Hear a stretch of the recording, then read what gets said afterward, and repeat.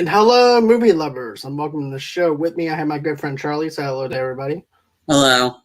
And tonight, we are not doing our Rambo First Blood Part 2 review, but, life happens. Things come up on us unexpectedly. So we had to come up with an idea that would actually be good for our Rambo reviews. So what better way to do our favorite Sylvester Stallone movies? So another thing too, I want to actually get to everybody. I actually have a digital code right here. We should say that for review. That's what I'm teasing. Oh, gotcha. This is why my fingerprints are like this. Mm-hmm. This is a digital code for all 5 Rambo movies. Guess what? Your job is to go ahead when we announce that we're doing another Rambo review from Rambo First Blood Part 2. What we're going to do is, at the end of our video, I want you guys to go ahead and tell us why you're the biggest Rambo fans, why you love Rambo. We will select a person with the best answer, and may this be in your favor. So, with that being said, and it won't be any of us. Just to let you know, it's not like we're not in this. I own all the Rambos. I don't need it anyway. Same. John doesn't need it, and I'm pretty sure my buddy Sean won't need it. So anybody, when we're reviewing it, we're not in the running. So it's fair game for anybody. All you got to do is tune in live. Not like, hey, buddy, can you write my name for me? Or that would work. But you have to be like commenting live, like following along when we do the review for Rambo 2 in order to be eligible to be picked. And yeah, I mean, the better, the best, may the best answer win. Exactly. And may the odds be in your favor, as the Hunger Games would say. So, with that being said, let's just go in and talk about Sylvester Stallone for a minute. Sylvester Stallone has done to be honest with you, if you think about it, he's a very diverse actor when it comes down to certain roles that he picks out and everything too. Yeah, he's a big action star back in the 80s and 90s and stuff like that. But more recently, he's become a little bit more diverse in what he chooses. Don't get me wrong. We had Creed 2. Then we also had the new Rambo movie that came out. But when we had Suicide Squad come out and everything was... What? Hold on. I'm quoting King Shark. Oh, okay, yeah. He's pointing his hand. And, yeah, hand. That's what I was quoting him from. Oh, yeah, hand. If anybody doesn't know already, Sylvester Stallone is King Shark in the Suicide Squad. Is that another reason to maybe watch it? Would it have been better if you had the curly Rambo hair and the headband? I said yes, but other people said no. But I think, like I said, I mean, but yeah, and he was also briefly in Guardians 2, briefly. Definitely, but I really like him as an actor. I liked him in certain roles, even minor roles. The first thing I liked that I want to mention is this. This is not a top list, by the way. Just think of us as just two friends talking, BSing with each other and stuff like that. So I love Demolition Man. Demolition Man is hands down one of my favorite sci-fi action movies, starring Wesley Snipes. Hey, Tamika, how are you doing? Thank you for joining. And, I love Wesley Snipes in this role. Whenever he plays a villainous role, he has that really snarky attitude. He's really glued into the character. It's actually hard for him to snap out of that role that he's in. And not to mention, I love the idea you have this super cop, basically, who doesn't take no shit from anybody, basically. I said loose cannon cop with nothing to lose. Exactly. A loose cannon cop with nothing to lose.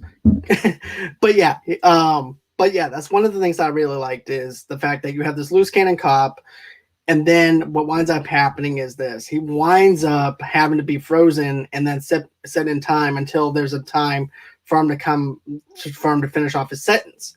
So I definitely love that idea behind that aspect. I also liked the back and forth between Wesley Snipes and him. It was like cat and mouse game through the whole entire movie. Taco Bell being the #1 restaurant, who happens to be a very fancy restaurant. Fancy. It's illegal. And not only that, but it's also illegal to have sex, so therefore you have to have virtual sex. And then you also have Then also too, the two seashells is another thing, and then you're not allowed to cuss either. So I don't think I'll be racking up at least $1,000 worth of tickets probably. Next, toilet paper. Huh? For him, it was toilet paper. Right. But here's the thing: when you look at Demolition Man and stuff like that, man. I mean, I know this is a movie that you like as well. I also like Rob Schneider in it and stuff like that too. I thought that was better than them trying to do that with Judge Dredd. I thought this was the better movie to do something like that. Yeah. What about you? I mean, Demolition Man's great. I mean, it's great action sequences. Wesley Snipes is in a villain role. They have Sandra Bullock as the comic relief a little bit, and then I think it was Oliver Platt, not Oliver Platt. It's Gregory Peck, or no, it's the buddy, like the partner of us, Sandra Bullock. He's in Miss Congeniality. I can't remember. Oh, okay, I know who you're talking about. The FBI agent that plays along with her. Yeah. I mean, the seashell thing was funny, like, and then him cussing up a storm. It's like it seems like the TVA is like the Demolition Man section is. I mean, in a sense of like we track everything you've said, and anytime you cuss, you get ticketed. Like, I mean, it's just the action was great. And speaking of Wesley Snipes, I don't know if anybody's known, but there's a rumor. I don't know if it's confirmed that he might be in the new John Wick movie. I'm excited. I don't know if it's true or not. Nothing's been confirmed, but if he's in the new John Wick, heck. I mean, you got Donnie Yen is already in the new John Wick movie, and I think you got the guy that played Scorpion in Mortal Kombat, the movie version, like the one that just came out like a couple months ago. He just joined the cast. So anyway, but no, I think it's great. The banner between the two of them going off.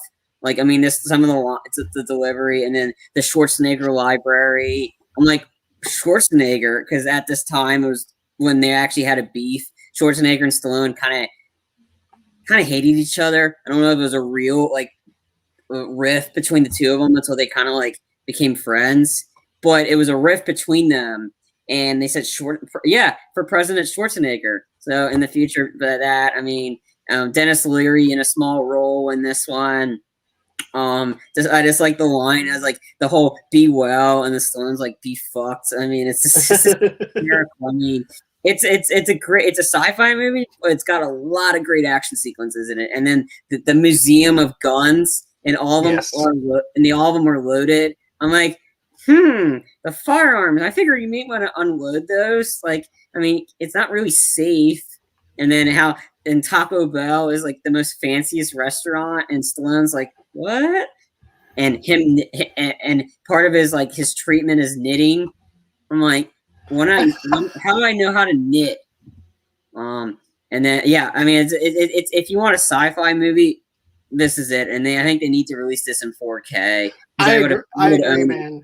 I agree. Another thing though too, Wesley Snipes is like totally OP and everything because he gives himself his own powers. Mm-hmm. So he has like every single martial arts thing that he can actually have. And then also too, I love when he goes to the Museum of Guns. And my favorite part is when he goes, why is this locked up? Oh, why can't I open it? Oh, it's unbreakable. How much do you weigh? Oh, about 250. Goes on ahead, picks him up and throws him into the glass. Throws this other guy into the glass. Next thing you know, he picks up the gun, but it's a futuristic style gun. And he's like, how the shit do you go ahead and shoot this fucking thing? And next thing you know, beep, he gets fined for cussing. Yeah. This movie has laughs. This movie has totally balls to the wall kind of action. It's cheesy now looking at it, but it still holds up in my honest opinion though. Whenever you look at Sylvester Stallone movies. Yeah, I mean it's one of those good ones that you just put on and watch. I mean, I don't think it gets old. It's been a while since I've seen it, but I mean, I just watched Rambo 2 last night in the 80s, and sure, it's cheesy, but I don't care. I mean, if you want 80s, it's classic 80s action movies. I mean, and it looks really good in 4K. Like I watched it and I'm like, yeah, it's a very crisp picture. And it's like, yeah, I only get the ones in 4K that are worth watching. Well, all of them but Rambo 1. Just a heads up, guys. Blu-ray is also just as good as 4K though too. If you're looking for the picture quality and everything too, Blu-ray is definitely good in a 4K screen. It is beautifully Yep. well shot and stuff like that. Yep. So when you get those digital copies, guess what? You get Yep. to have that on a Blu-ray kind of quality on digitally mastered. Yeah. So, but anyways, tell me what else did you like about Sylvester Stallone whenever you look at his filmographies? This movie is very underrated, and I think we need to do a review for it. Cobra. Cobra is such a badass movie. It's not straight up action. There's a lot of great action sequences in it. It's a slasher movie. It's like Stallone plays Marion Coppetti. Yes, his real name's Marion, and he's like, I mean, he's like, he comes in with the very high boots. He's wearing sunglasses. He's got like a really cool hair, and he's got this awesome pistol. So he's called in, and all the cops look at him like they're in scoffing, but he gets the job done. He's another like loose cannon cop that doesn't play by your rules, and it's this guy's got so many great lines like you're the disease and I'm the cure. Like I'm a sucker for good conversations. I think it actually has his ex-wife at the time they were dating. Can't think of her name. Bridget Nielsen. There we go. She's in it. She plays the a surviving victim. So anyway, if anybody doesn't know the story, there's a bunch of these like they're kind of like motorcycles. They're like that, but they're all kind of like murderous thugs and killers. So it's a serial killer movie. So anyway, Bridget Nielsen's character witnesses. She survives this encounter. So Marion, Cobra, and his partner, forgot his name, but anyway, they have to protect her. And yes, of course, in a horror movie, in this type of movie, there's always a mole inside where they're at. But it's directed by George P. Cosmatos, and he's the guy that just directed Rambo: First Blood Part 2. But when there's some action sequences in it, it's some great action sequences, like taking out a bunch of these guys with this awesome submachine gun that he builds himself. He puts it together. An awesome car chase. Like there's a couple good car chases. The car that he uses in Cobra looks very familiar to the car he has in the Expendables 1, that truck. It looks very familiar to that car. Like I said, if you've not seen Cobra is just awesome. Like Cobra's a great action movie. But if you like horror, there's that end too. And it's got some comic moments. Like he parks his car. He's eating cold pizza and he's snipping it with scissors. Like he's just sitting there working on his gun, snipping pizza up with a pair of scissors and eating it. I mean, it's just Cobra is like classic 80s Stallone, and it's just great. It's very underrated, but it's so good. Yeah. Well, I'm gonna be honest with you. This is my first time hearing about Cobra and everything. Yeah, I'm serious, man. I haven't watched that movie before, so that's something. And that's funny because I'm actually a little bit older than you, so it's actually funny that you saw that before I did. So, and you know what though? I'm with Tamika. I wouldn't mind hearing a review on Cobra now. Dude, Cobra is so good. It's like the tone is very like horror themed.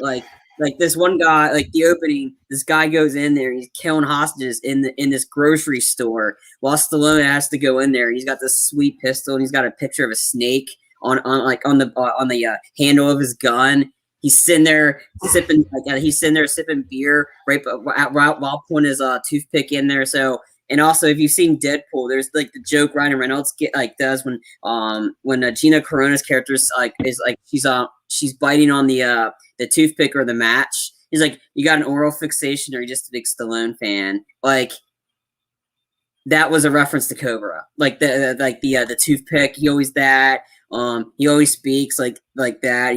He's like all serious demeanor until at some point where he has to get until he kind of breaks his character a little bit. But no, Cobra is Stallone, like 80 Stallone with like, if you like a horror, like I'm not a horror fan, so but there's horror elements in Cobra, but it's just Stallone kicking ass, and it's great. All right, and let's see here.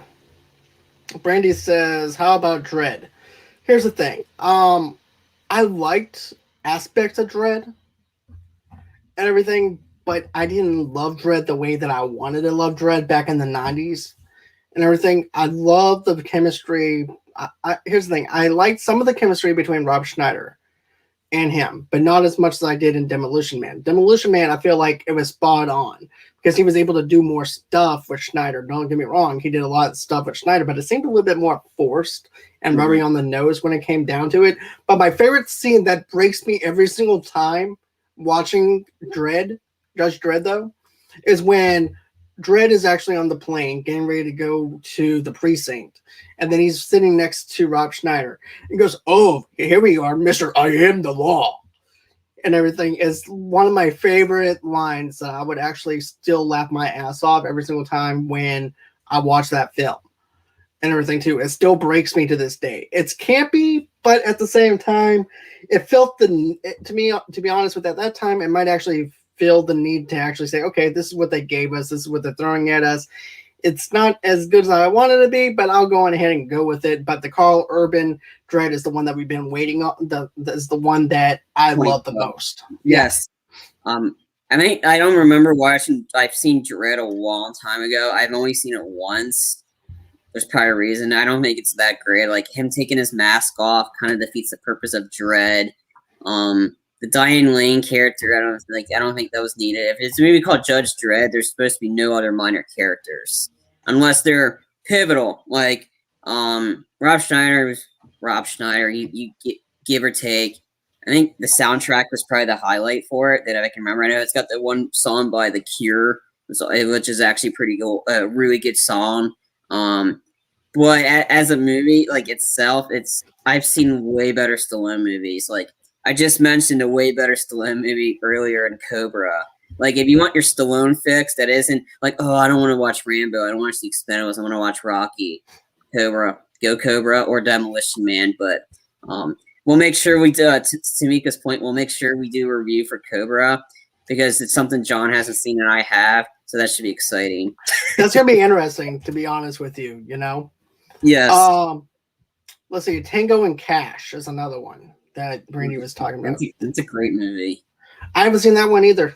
Oh my god, I've seen that movie countless times. It's so good. Like I mean, it's just the chemistry between Kurt Russell and Stallone together. Like Stallone's like the very pretty boy. Like he wears this like fancy suits when he's an officer, and then Cash is the other. He's just crazy. Like he's kind of like he's not crazy like Mel Gibson, but he's like he gets the job done. But I always liked Kurt Russell anyway.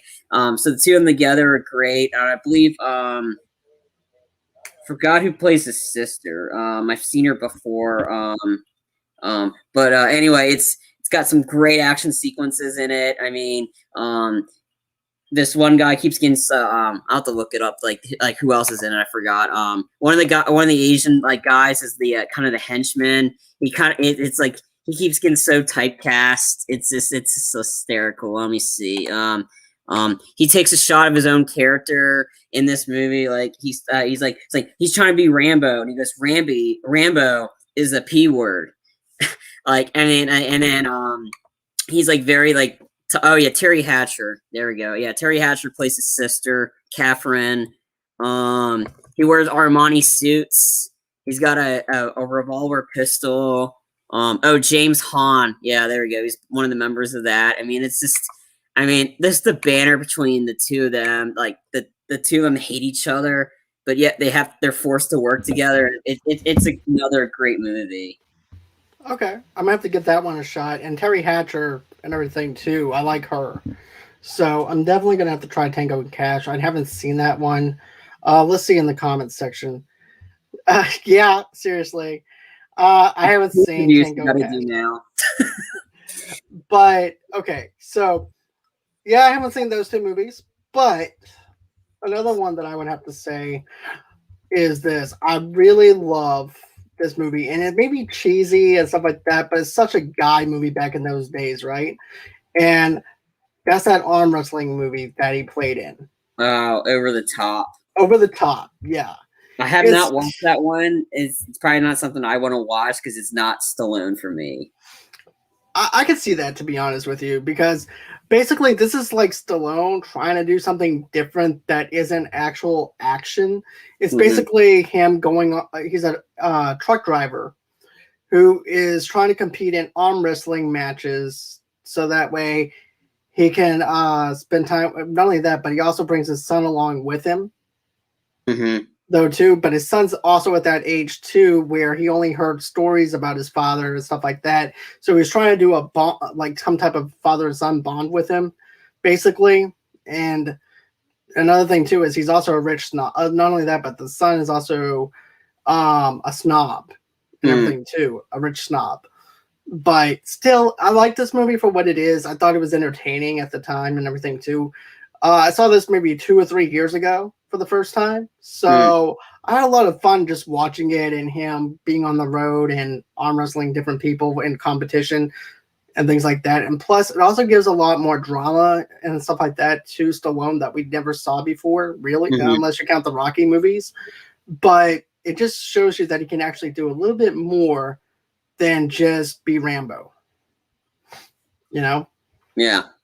Hold on one sec. I see something here. Tamika says, my favorite Stallone movie is Rocky. I like the sports aspects, drama, and cinematography, not to mention the soundtrack. Yes, Rocky is one of my favorites, to be honest with you. I love the very first Rocky movie and everything, too.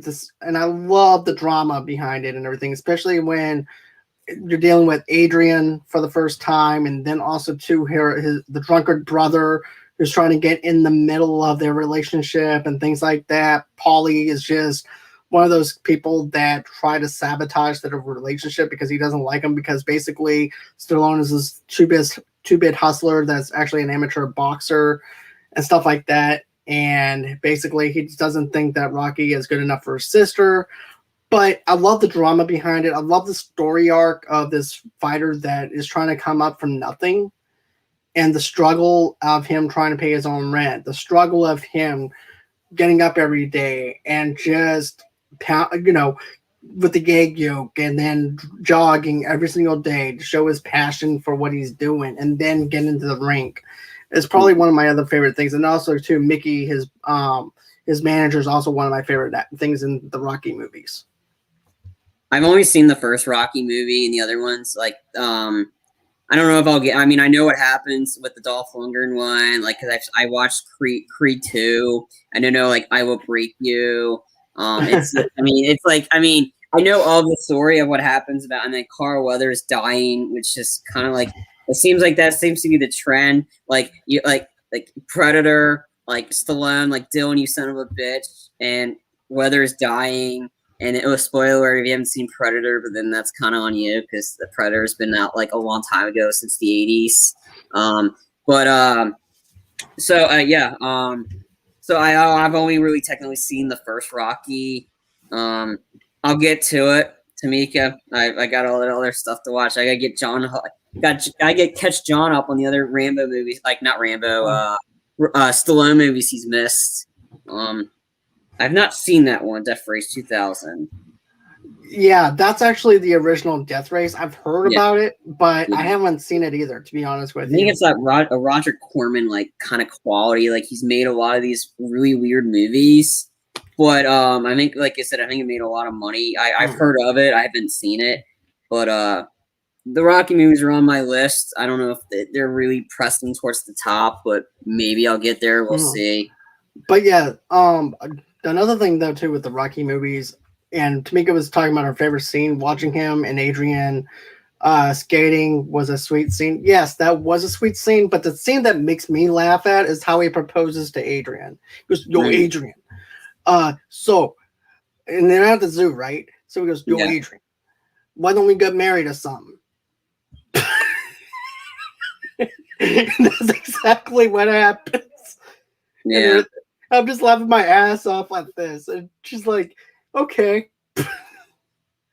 But that's like one of my favorite things in that Rocky film that just makes me laugh though. But it's good to have those heartfelt moments with Adrian, him ice skating and stuff like that. I thought that was really great. I agree with Tamika. You do have to watch the Rocky series. I mean, they are good, but still, it's. I think they dropped in quality after like a certain number. I mean, it's kind of like the Halloween series. They kind of like they made so many of them. They kind of drop in terms of quality. Like, I mean, I think that's why Family Guy made fun of it. It's like Rocky 10, Rocky goes to the moon. It's like, I got you, Andrew. I gotta fight that alien. And I'm like, hey, Rocky, look what all this money. He's like, you'll die. Yeah, well, that means you have no oxygen too. And you know what though? I do like. I used to like the one Rocky movie where they're having the street fight outside and everything too. But then I started looking at it. There was a whole. I'm like, wait a sec. You mean to tell me he's bankrupt now? He has to go back to Philadelphia, and he is now trying to teach Tommy Gunn the way of fighting and things like that. And my first initial thoughts was, okay, where's your sponsors at? No one thought about helping him. Another thing that I thought of and everything. Whenever don't get me wrong, I love the scene where he hits the douchebag dude that was trying to put a lot of stuff in Tommy Gunn's head and everything and stuff like that. And then he goes, if you touch me, I'll sue you. He winds up punching the guy. He would have still sued him. And Rocky's like, sue me for what? And I'm like, okay, I was just looking at it like realistically and that aspect. I'm like, yeah, it's not the best Rocky movie, but it's an okay Rocky movie, but you can't exactly put that on your poster. Then also too, we're going to get to that one in a minute, Tamika, because we're going to talk about that one. We're going to talk about Stop or My Mom Will Shoot. I've not seen that one. Okay. We'll talk about that after we talk about your next movie or whatever that you want to talk about. Cool. But now, I love the Balboa because of that one scene where he goes, it doesn't matter how hard you can hit and everything, and life is not filled with like rainbows and picket fences and stuff like that. I'm not going for verbatim or anything like that. But I always love that scene with him talking to his son about how hard life is, and his son's complaining about how hard life is and everything. And that is great motivation. That's one of my favorite motivational speeches, though, too. But okay, so we covered Rocky a little bit. So what about you, though, man? I mean, come on. Yeah. So I want to get back to go back to some idea from like the time periods of when these were like. So when I mentioned Cobra, that came out in 1986. It was a year after he did Rambo: First Blood Part 2. So and then Tango and Cash was 89. So again, he does a bunch of so he's done a Rambo movie, then he's done a bunch of other stuff, then another Rambo movie and more stuff. So anyway, I just want to mention like the Cobra, like I said, that one was right after he did the second Rambo movie. So it was right when he's like kind of like banking on stuff. And Cobra, like again, we'll get I mentioned that a lot, but Cobra, great movie. Another one that I mentioned, I want to mention earlier. I have two I want to mention. One earlier on I kind of enjoyed was called Nighthawks. That was an entertaining movie. So I think Rutger Hauer is the villain, and I think Billy D. Williams plays. So essentially, they're cops. And then I think this is the one where Stallone dresses up in drag to catch a perp. Like he goes undercover. It's very 70s like to it, so it's a very very young Stallone. But I remember he dresses up like in costume to get some guy. It's been a while since I've seen it, but that had some decent moments. But another one I gotta mention that's more in the 90s. I gotta mention Cliffhanger. I mean, you can't talk about Stallone without Cliffhanger. That was one of my favorite ones, and that's one thing that I was gonna mention and everything too. But I'll let you go in and have that floor. Yeah, Cliffhanger is great. I mean, it's just like it starts out like, oh, okay, it doesn't look like it's gonna be an action movie. He's a cliffhanger. He's trying to save somebody. Something happens, of course, and then he's like, then it's the whole troop. I'm like, oh, he's like, something happens. So, and then a shiny moment comes along, and he has to save the day. I mean, it's a classic like that. I mean, it's the classic action movie kind of trope, like a down on his luck, like disgraced person or disgraced like firing or whatever, and he's got to come in and save it. It's got great action sequences. Stallone doesn't do much shooting or fighting in it. It's more him survival. But really, the star of the show is John Lithgow, like as the villain. Like, I mean, when John Lithgow plays some villains, he plays some good ones. Like, I mean, great in Cliffhanger. He's great in Dexter, which we'll get into once we get to season 4 as the Trinity Killer, which gives you guys some time to catch up. We'll start up Dexter soon, so you haven't watched 3 or 4. Might want to catch up because they're the next 2 seasons we'll cover. But then again, but yeah, Cliffhanger was great. I mean, Cliffhanger is so iconic that they made fun of, they spoofed it in Ace Ventura, like a nature calls in the beginning. Well, Ace Ventura is channeling his inner Stallone, try to save an animal, and so it's kind of like the fact that if somebody makes fun of it, usually or homage to it, kind of means maybe was that kind of like popular at the time. But yeah, Cliffhanger is just awesome. Yeah, I definitely love Cliffhanger for what it is. I even had the Sega game of Cliffhanger, to be honest with you. And also I had the Blockbuster calendar with the Cliffhanger poster for the month of January as well. I had that as well. But when you look at Cliffhanger, looking at the stunts, the avalanches, the stuff that Stallone has to do, it's just unbelievable. If you think about it, on the aspects of what he does in this film, where he actually literally has to go off the cliff and try to rescue some family that's in danger and stuff like that. And also, too, you're dealing with these bad gangster type villains in this too. And John Lithgow is actually the main villain, the main antagonist of this film. It's a fantastic film and everything too. And like you mentioned though too, I was going to mention Ace Ventura: When Nature Calls as well, because I remember when he's trying to save this raccoon, he goes, "Don't look down," and then the raccoon just looks down and starts panicking, and all of a sudden and then Ace goes on ahead, holds the raccoon's hand. He goes, "It's okay, little fella. It's okay. It's okay." And then, and it was also directed by a guy that did some good action movies at the time, Rennie Harlan. He in our year a couple months ago, we did our favorite movies of 1996. One of his movies was my number 1 movie of that year, and it was the Long Kiss Goodnight. And if you have not seen The Long Kiss Goodnight, starring Gina Davis, who's an absolute badass in that movie, and Sam Jackson's in it too. And he's more of the comic relief a little bit. But he does get his famous mother effer line in it. But it's more Gina Davis taking over. Like, if you have not seen The Long Kiss Goodnight, fantastic action movie. Anytime it's on Epix, the Epix channel, I'm watching it because it got so much great action sequences. So she plays in it, like, so if you don't know what the story, she plays like she's been diagnosed with amnesia, but she used to be a former assassin named Charlie Baltimore, and so she's trying to find herself. Along the way, you got like some people are trying to want her dead. And when she's finding out herself, she's she finds out, oh, holy crap, I'm an absolute badass. Like, she steals the show in A Long Kiss Goodnight. So if you haven't seen that, that's another good one. And then he also directed Die Hard 2. Die Harder, which is a great Die Hard movie. So essentially, this is like, I call this Die Hard in the mountains. That's what essentially this is. Die Hard in the mountains. Okay. So there's 2 things that I want to mention here. And Tamika just went on ahead and mentioned one movie that I love. And let me go on ahead and answer Brandy's question too. Did you all know that he was in he was in Guardians of the Galaxy Volume 2. He did a really good job for that little small part that Sylvester Stallone had. But as far as 90s movies, as far as that goes, the movie Assassins, and this is the movie that Tamika mentioned. I've seen Assassins, but I can't remember if it was good or not. LOL. I just remember Antonio Banderas being hyper. Now, let me just tell you this. This movie is probably one of my favorite movies that Stallone is in, aside from the Rambo movies, and then, of course, the Rocky movies.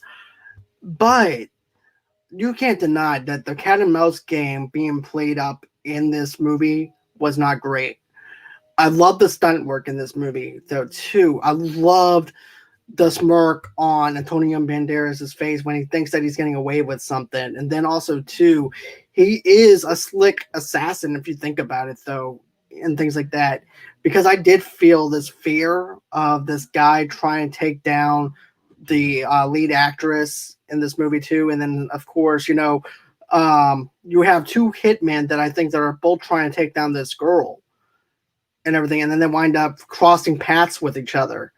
And then before you know it, Stallone is over there trying to protect the girl from Antonio Banderas. Antonio Banderas, whenever he's on fire for action films, I strongly recommend Desperado. Desperado is hands down one of my favorite Antonio Banderas movies and everything too. If you're looking for a good revenge plot, Antonio Banderas brings his A game on that. But he brings his A game to Assassins and everything too. The stunt work was good. The choreography was really good for the fight scenes. Yes, the floppy disk thing is a little outdated now and everything too, including the little laptop that the actress has. But underneath all that cheesiness and 90s nostalgia now, it's a good movie. I had fun with it. I had a lot of fun watching Assassins. What about you, Charlie? Actually, I haven't seen Assassins. Ooh, another one that we might have to do. Like, I've seen it. The actress is Julianne Moore. Thanks. Yeah, I just wanted to throw that out there because it seems like a lot of the I've seen. I just wanted to throw that. I've seen it. It's a while ago. And Antonio Banderas is great. I think Julianne Moore was the most annoying part of that movie. She just if they just didn't have her in it, probably would have made the movie better. To be honest, in other words, if they just went on and assassinate her, and then it comes into a revenge plot where Stallone probably has to go after Antonio Banderas. The movie is called Assassins, not Assassin Babysitter. That's pretty much what it was. Stallone was busy babysitting her the whole time. And it's you have two assassins going at each other, and I figured that. But, it's been a while since I've seen Assassins, but I remember Julianne Moore, the whole floppy disk, her and her damn cat. Yep. It's just, and then Antonio Banderas being super hyper. If you want to see Antonio Banderas being hyper, Expendables 3s, where Antonio Banderas is super hyper. It's probably my least favorite Expendable movie. There's still moments I liked out of it. He's like a Mexican Deadpool in the Expendables 3 in a sense. He just wouldn't shut up. There's aspects I liked of it, but overall I don't think it was as good as the other two. Absolutely, definitely not in the first one. But if you definitely want good Antonio Banderas, Desperado, he's fantastic in that. It's got great action sequences. Tarantino showing up in it because it's his buddy Robert Rodriguez. Anytime Robert Rodriguez is doing a movie, Tarantino's showing up. The sequel is pretty good too. The Once Upon a Time in Mexico, which is the third movie in that trilogy. You know what though? I haven't seen the mariachi one. I haven't seen the first one that Desperado was actually based off of. I've been trying to find it. I've seen it a long time ago. I didn't like it as much. It doesn't have as much of the good action as Desperado does. If you want good if you want good action and entertaining, and Tarantino briefly showing up, it's hysterical. But yeah, if you haven't seen Desperado, I think we have to do a review for it for throwback reviews, 90s action. And if you're looking for your Antonio Banderas folks, you can see him in the reuniting with Salma Hayek in The Hitman's Wife's Bodyguard, which is actually in theaters now. So he's back in that one. So it's nice seeing Antonio Banderas back in an action-y kind of a role because he's been doing a lot of drama stuff. I'm like, come on, get back in action, Antonio. Right. And another thing, too, is the very first time I laid eyes on Salma Hayek was not only in Dusk Till Dawn, which was the first time, but the very first time that I saw Salma Hayek was in Desperado. That's whenever I had my first woman crush in an Antonio Banderas film. But anyways, we are going to get to the movie Daylight in a minute because I do want to mention that though too. But there's another little movie that takes place in New Orleans, and it has Jason Momoa in it. It came out in 2010 or 2011. It's an underrated film, and that movie is Bullet to the Head. This movie to me, it's fun in a lot of ways. I love the action sequence with Jason Momoa when it is dealing with battle axes because it has a face off against Jason Momoa and also to Sylvester Stallone dealing with axes and everything. And then also too, the action is really good in this film. It's got a lot of good action sequences in it. I strongly recommend that you guys check out Bullet to the Head. It's underrated. Not that many people has actually heard of it or anything like that, but Bullet to the Head is definitely a good movie and worth watching. I've seen it a long time ago. I think I was underwhelmed by it a little bit. I have to watch it again. I do know Han from the Fast and the Furious franchise is in this one too. He plays the cop that's like trying to work with Stallone or whatever in this, and Christian Slater's in it. Again, I don't remember much. I remember watching it and being underwhelmed with it. I think I have to watch it again. It's been a long time, but I have seen it. I was planning on seeing that in the theaters, but when I was in college, it came out in 2012. But I never got a chance to. I think either 2012 or 2013. It was like it didn't because it didn't. Yeah, it didn't come out to the States until 2013. That's why. Yeah, I was planning on seeing it, but my buddy's car couldn't start, so we didn't get to go see it. But what about you though, man? What other movies stand out for you as far as Stallone movies go?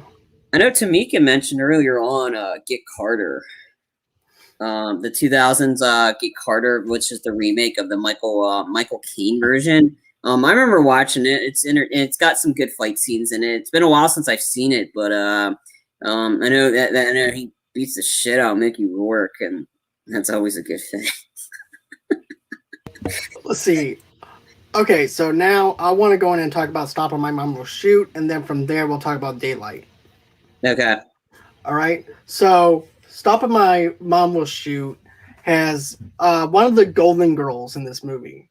It has Dorothy's mother in it, Sophia, which I forgot what her actual name is. I just call her Sophia.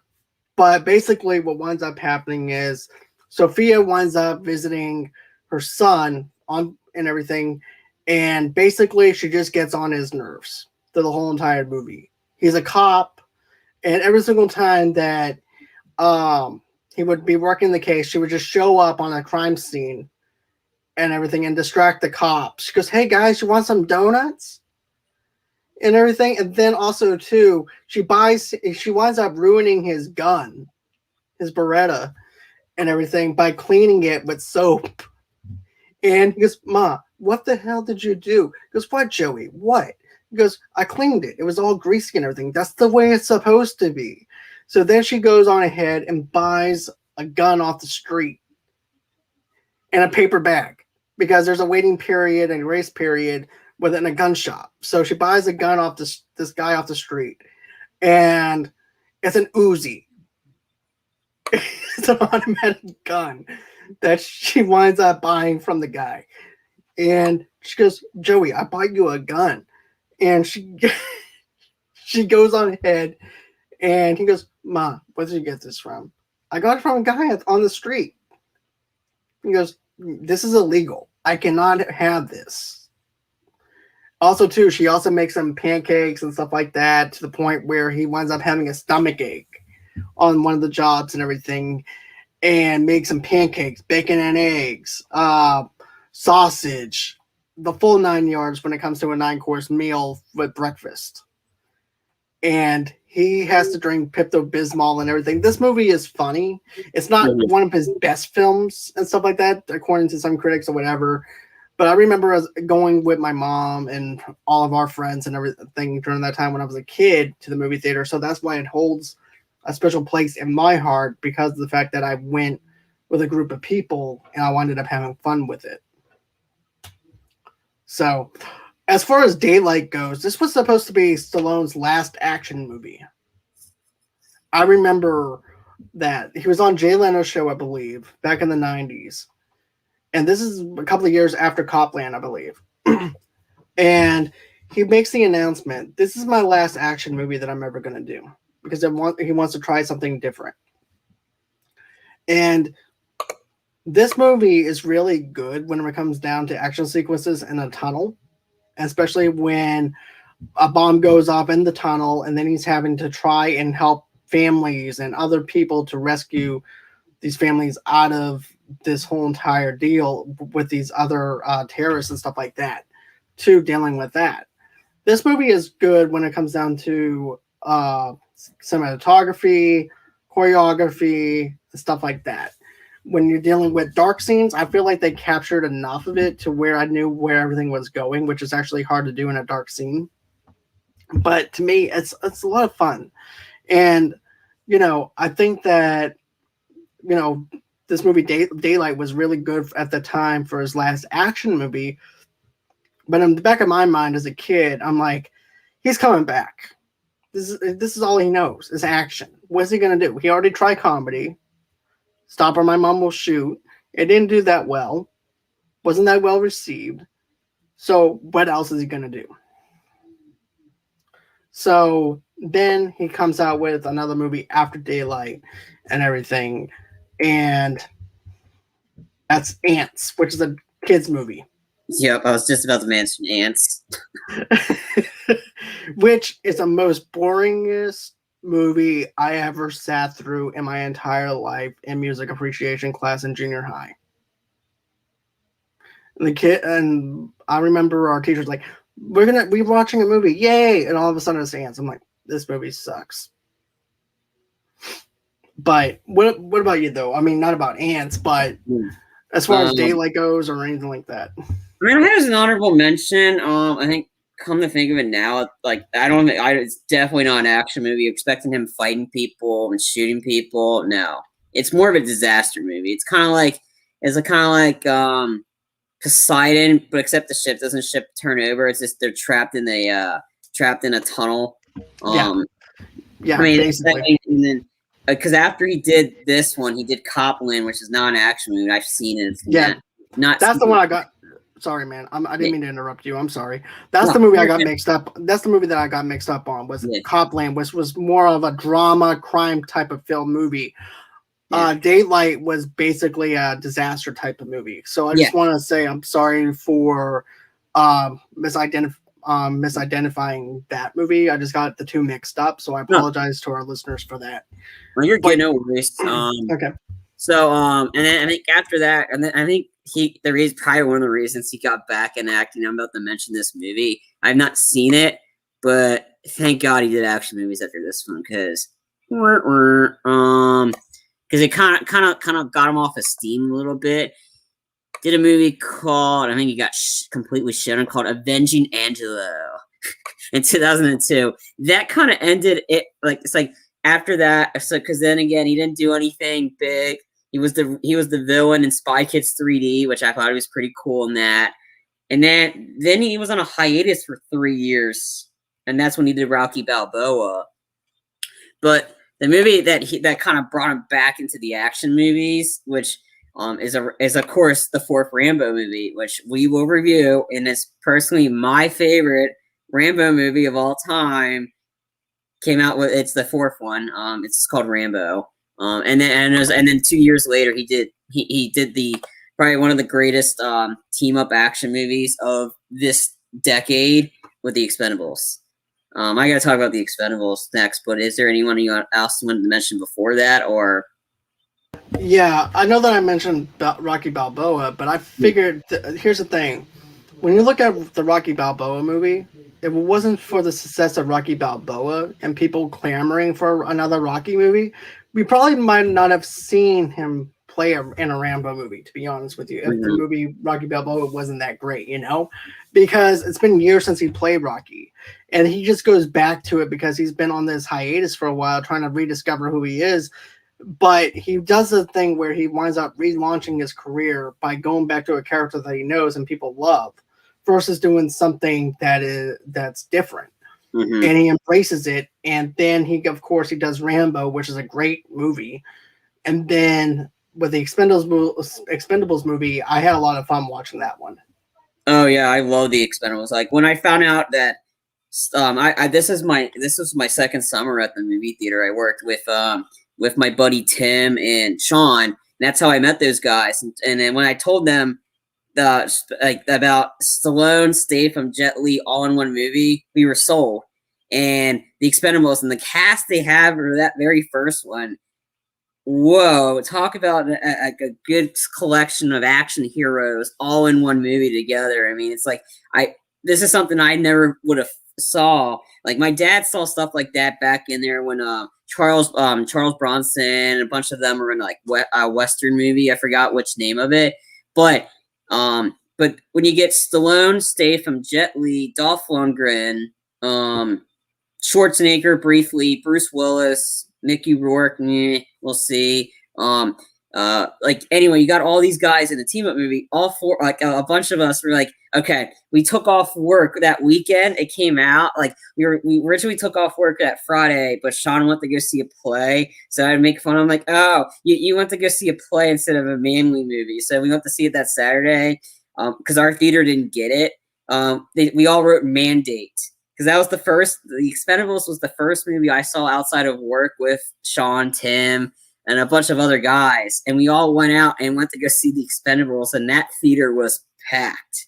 Like a bunch of people I would have seen at Apex at the theater were there that day when we went to see the Expendables in the theater. And the promotion for it was hysterical because it was going up against Scott Pilgrim and Oprah Winfrey's book of the month, Eat, Pray, Love, starring Julia Roberts. So to drive people for this movie, I think some guy created a fake trailer, and I think he got in trouble for using the MPAA rating for it, and it's pretty much telling guys, we need to go, we need to see the Expendables where it belongs, in the fucking theater, because if this movie loses to Eat, Pray, Love, we don't deserve to be a man. Let's just say that movie killed it opening weekend. It made find out how much movie it made. It made so much money opening weekend. Let's see. But I remember going opening weekend. To be honest with you, I was actually one of those people that supported the film. I love the soundtrack to it, especially with Shinedown singing the theme song to the movie Taylor. as well. And then also Diamond Eyes was the name of the movie, the name of the song. But yeah, but it was only played during the trailer. Right. I know it was played during. There's an extended cut version of the Expendables that was released later on, and they had that song play during the big action sequence where they take out the entire army. But it kind of ruined the effect. Like I said, I love the original the version I saw theatrically better, because it definitely that tense tone on them taking out. But I mean, this movie had that AA shotgun, the one that sounded like, I'm like, damn, that thing's loud. Remember this shit at Christmas? Yeah. The gun, and then those two dual pistols that they weren't that were kind of automatic ones that just fully automatic kept shooting. It was a fantastic action movie, and you see Jason Statham being up against the basketball players. I mean, our pricks, and he's about to deflate the guy's balls. I thought that was it was a great action movie, and that's what it was. And it made, let me see what it made opening weekend. Okay. While you do that, another thing though too, I love the gun that they had at the very beginning, where they basically shoot this one guy and he just explodes, which is kind of like a callback to one of the Rambo movies, to be honest with you. But I love that. I love the whole entire chemistry between the cast. As far as Mickey Rourke being in it, he was only in it for less than 5 minutes of the film. Because basically during that time, if it wasn't for the movie The Wrestler, he would not have even been in it, to be honest with you. The Wrestler is basically what resurrected his whole entire career and everything. And that what made him where everybody's like, okay, we're going to give Mickey another chance at acting again. And that's when we actually have him Once Upon a Time in Mexico. We had him in other movies, though, and stuff like that earlier. And then all of a sudden, The Wrestler comes out as a big success with a smaller film, this indie project. But as far as The Expendables goes, it's a really great time in the theaters to actually have all these 80s and 90s action stars that we never would have thought in a million years would actually team up and do a movie together. Opening weekend actually made $34.8 million in its opening weekend. It took number one at the box office. And then the day of its actual first release, it made 13.3 in sales and pretty much exceeded the entire sum of the debut of the A-Team. So this movie, like 2010, was the squad based team up action movies with the A-Team, which I think it's getting criticized. I enjoyed it for what it was. It's not for everybody, but I enjoyed that. The Losers came out in April. Fantastic movie. You haven't seen that one already. The Losers is a fantastic movie. Got like the team in that one was Zoe's, like pretty much a lot of Marvel and DC people. You got Zoe Saldana is known for Marvel. Chris Evans, Marvel. Jeffrey Dean Morgan, Walking Dead and DC. Probably some other people in it too. I mean, you got all those people, and it was just a great movie. But yeah, so the Expendables, in its entire run, it made 103 million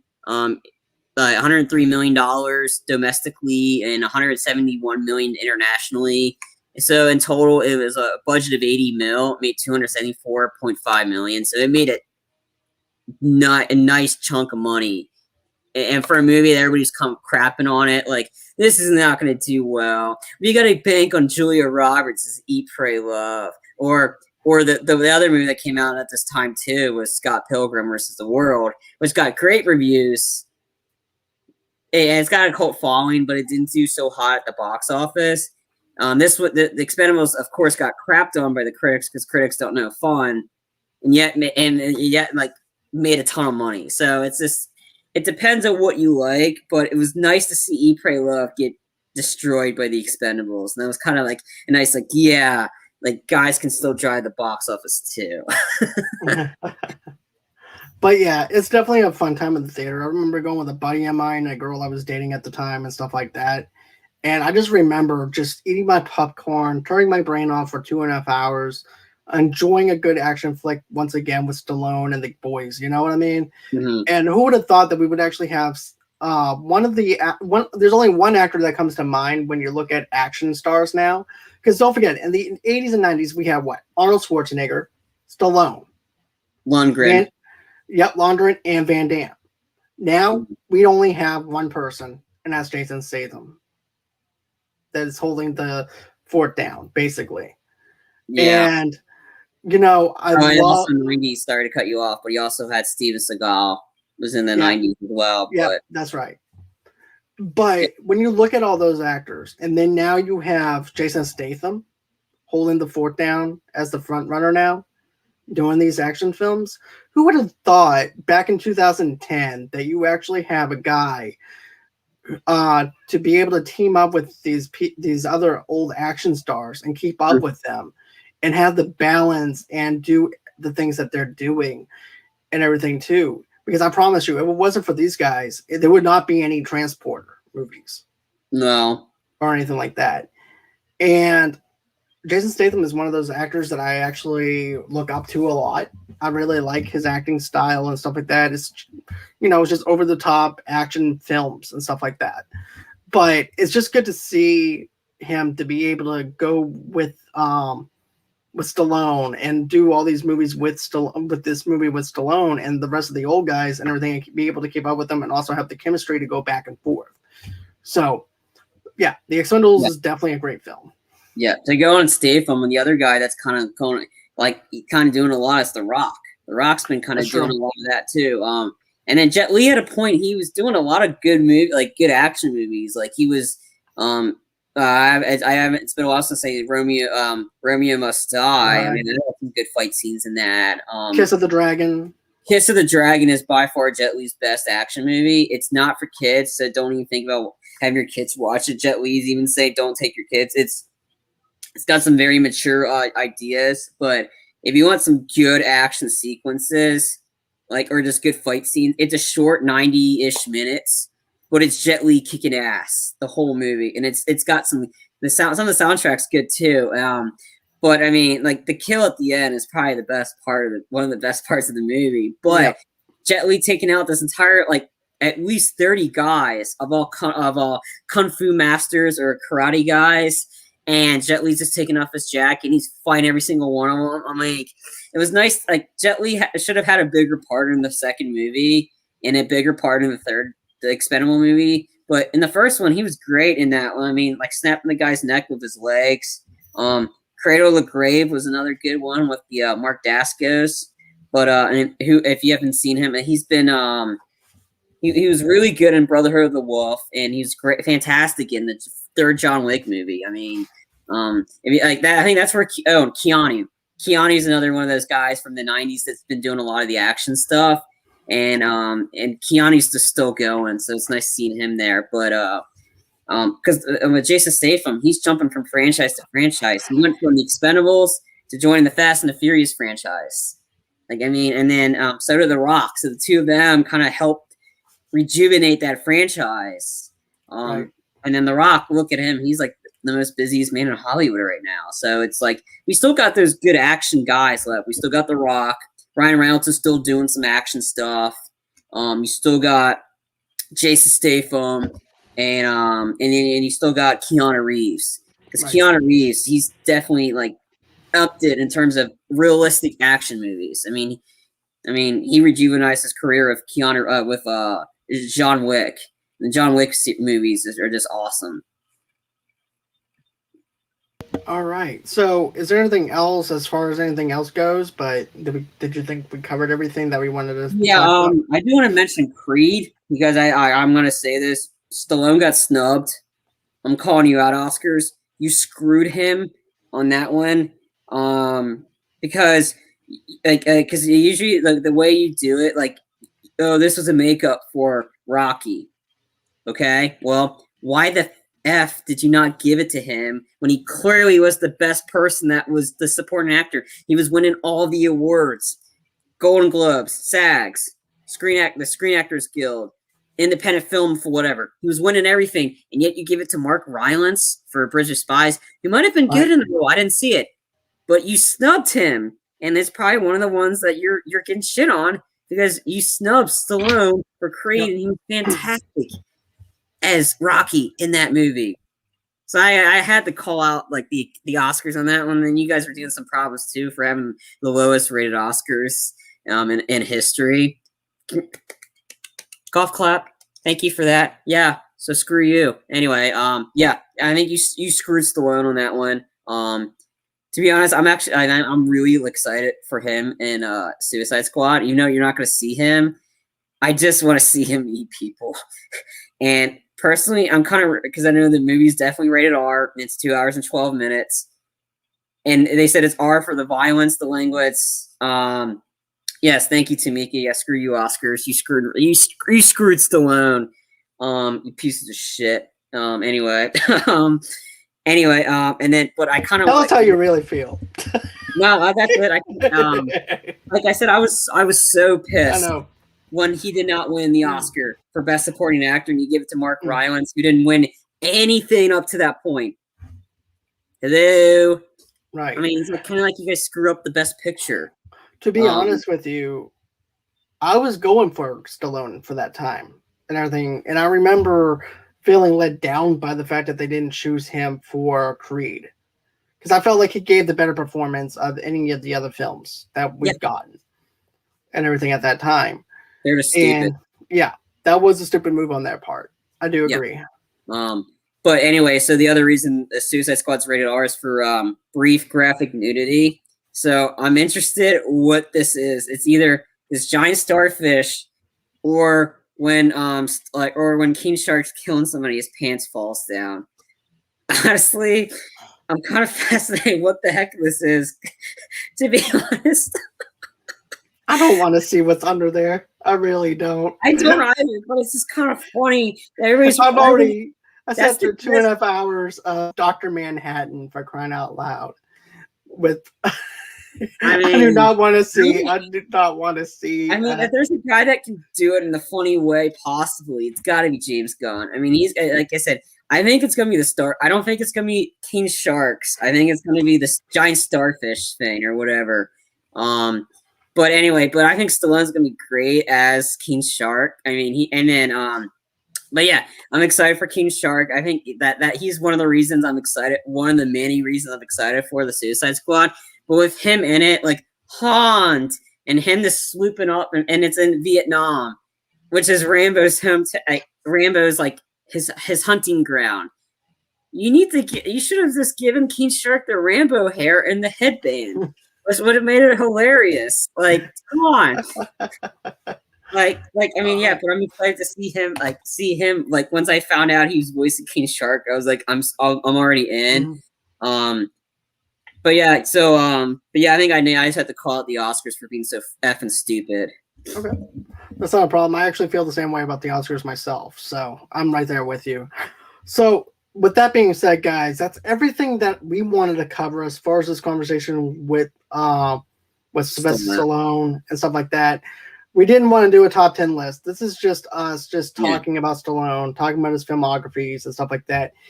I just want to say this too. Thank you, Tamika. Thank you, Brandy, for commenting inside the chat. We do appreciate that.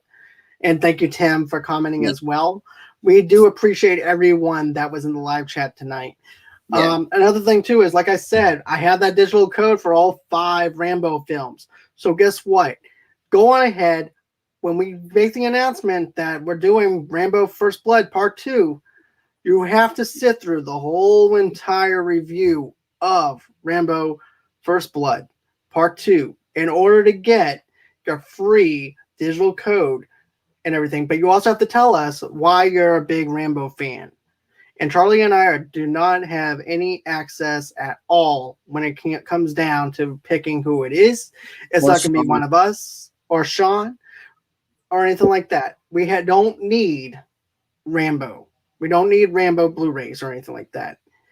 So, with that being said, see, if you had to prove that you're a Rambo fan, I literally bought a headband and I'm going to be I wore during our first Rambo review that I will be wearing throughout the rest because I mean, come on, I have to. I mean, it's Rambo talking about here, and there's some of those movies that John hasn't seen. We'll make sure we got to do reviews for them. Yeah.